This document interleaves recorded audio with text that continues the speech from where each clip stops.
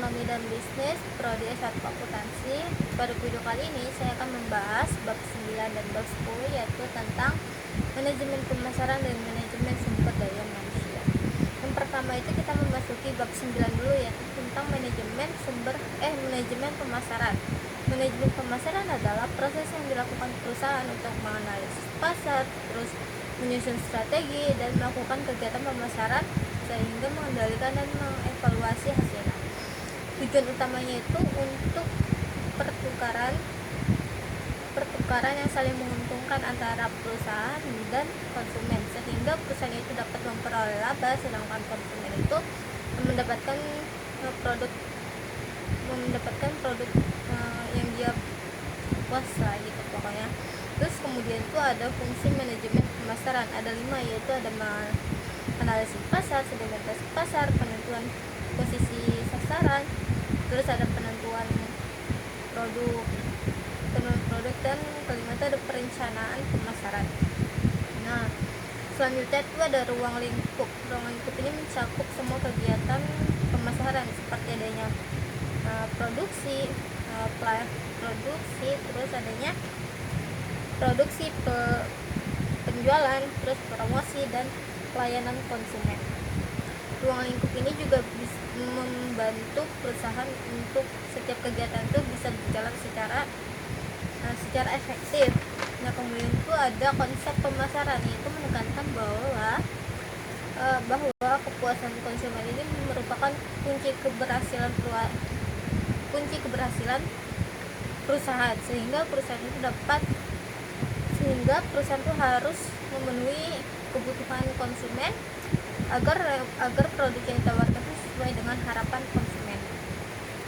Selanjutnya ada strategi manajemen pemasaran. Manajemen pemasaran ini dikenal bauran pemasaran atau bisa disebut dengan 4F, yaitu produk, harga, distribusi, dan promosi. Nah, keempat unsur ini saling berkaitan dan berperan penting dalam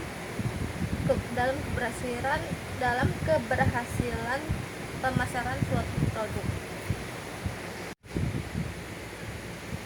Selanjutnya ini kita memasuki bab 10, yaitu tentang manajemen sumber daya manusia, atau bisa disebut dengan MSDM. MSDM itu adalah ilmu dan seni dalam mengatur hubungan peranan tenaga kerja agar dapat bekerja secara efektif dan efisien untuk mencapai tujuan organisasinya. Nah, dalam MSDM ini karyawan tidak hanya dipandang sebagai pekerja, tetapi juga sebagai aset penting, bahkan partner kerja perusahaan. Selanjutnya itu ada proses utama. Proses utama itu ada pengadaan itu meliputi dengan ada rekrutmen, terus sama penetapan karyawan sesuai kemampuan. Nah, yang kedua itu ada pemeliharaan, yaitu bertujuan untuk karyawan merasa betah dan nyaman. Terus karyawan juga betah dengan adanya dengan pemberian gaji dan fasilitas yang lengkap. Dan yang ketiga itu ada pengembangan, dan pengembangan ini dilakukan melalui adanya pendidikan dan pelatihan agar kemampuan kinerja karyawan bisa bekerja terus meningkat.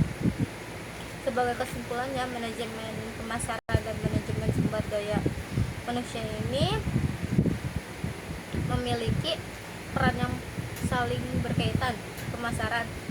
Saling berkaitan dengan pemasaran yang baik, menentukan strategi yang tepat. Strategi tersebut hanya bisa berjalan dengan optimal jika didukung oleh sumber daya manusia yang berkualitas. Demikian penjelasan yang saya sampaikan pada video ini. Semoga materi yang disampaikan ini bisa dipahami dan bermanfaat bagi kita semua. Terima kasih yang sudah menonton video ini sampai selesai. Wassalamualaikum warahmatullahi wabarakatuh.